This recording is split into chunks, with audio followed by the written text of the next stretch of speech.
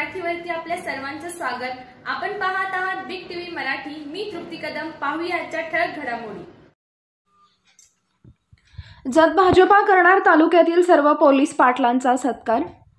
बसवराज पाटील यांची माहिती। महाराष्ट्र राज्यातील महायुती सरकारमधील राज्याचे गृहमंत्री तथा उपमुख्यमंत्री माननीय देवेंद्रजी फडणवीस यांनी राज्यातील सर्व पोलीस पाटलांचे मानधन 6,500 वरून वाढवून 15,000 रुपये केले होते।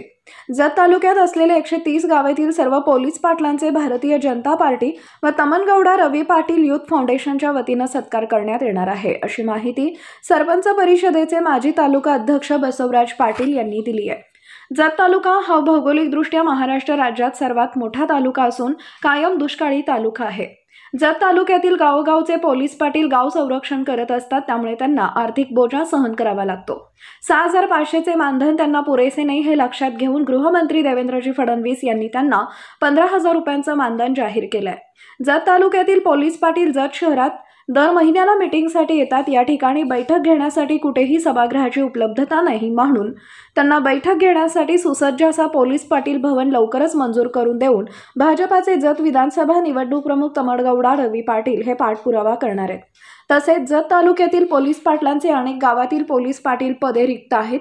अशा रिक्त पदांवर पोलीस पाटलांची नियुक्ती करण्यासाठी तमनगौडा रवी पाटील हे राज्य शासनाच्या पातळीवर प्रयत्न करणार आहेत। त्यासाठी जत तालुक्यातील सर्व पोलीस पाटलांना भारतीय जनता पार्टीच्या जत शहरातील वॉर रूम मध्ये बोलावून सर्व पोलीस पाटलांचे भाजपा व तमनगौडा रवी पाटील युथ फाउंडेशनच्या वतीने सत्कार करण्यात येणार आहे। तरी तालुक्यातील सर्व पोलीस पाटलांनी वॉर रूम मध्ये येऊन आमच्या शुभेच्छा स्वीकाराव्यात, असे आवाहन सरपंच परिषदेचे माजी अध्यक्ष बसवराज पाटील यांनी दिली आहे। जत तालुक्यातील 123 गावातील सर्व पोलीस पाटलांना जत मध्ये बोलवून तमनगौडा रवी पाटील युथ फाउंडेशनच्या वतीने आम्ही सत्कार करणार आहोत। महाराष्ट्र राज्यातील महायुती सरकारने पोलीस पाटलांना जे आतापर्यंत 6,500 मानधन मिळत होतं, राज्याचे गृहमंत्री तथा उपमुख्यमंत्री देवेंद्रजी फडणवीस साहेबांनी 6,500 असलेले मानधन एकदम 15,000 करून सर्व पोलीस पाटलांना दिलासा दिलेला आहे। आणि ज्या 123 जत तालुक्यातील 123 गावातील पोलीस पाटील आहेत, पोलीस यायच्या अगोदर गावात घडलेली घटना किंवा गावच्या संरक्षणासाठी जे पोलीस पाटील कार्य करत आहेत, त्या पोलीस पाटलांना महायुती शासनाने न्याय मिळवून दिलेला आहे।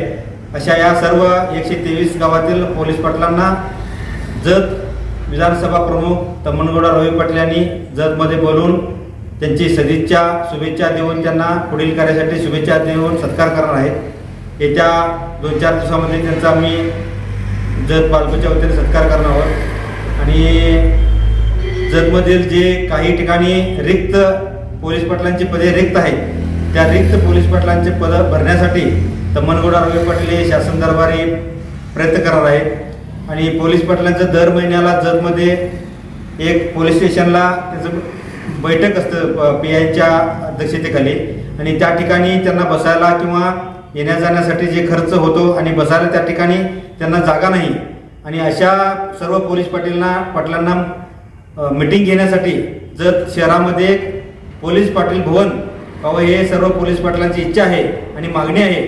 त्या मागणीनुसार जत विधानसभा निवडणूक प्रमुख तमनगौडा रवी पाटील हे आपल्या महायुती शासनाकडे देवेंद्र फडणवीस साहेबांच्याकडे पाठपुरावा करून प्रयत्न करणार आहेत। आणि येत्या काही दिवसात ते सर्व पोलीस पाटलांना या जत शहरामध्ये पोलीस पाटील भवन लवकरच आपल्याला सर्वांना दिसेल। आणि सर्व तालुक्यातील 123 गावातील सर्व पोलीस पाटलांना आमच्या भारतीय जनता पार्टीकडून विनंती आहे की येत्या 2 दिवसात त्यांचा सत्कार करणार आम्ही सर्व पोलीस पाटलांनी येऊन आमच्या वॉर रूमला कार्यालयात येऊन भाजप कार्यालयात येऊन त्यांनी सत्कार स्वीकारावा, असं आम्ही भारतीय जनता पार्टीच्या वतीने व तमनगौडा रवी पाटील यांच्या युथ फाउंडेशनच्या वतीने त्यांना आवाहन करत आहोत।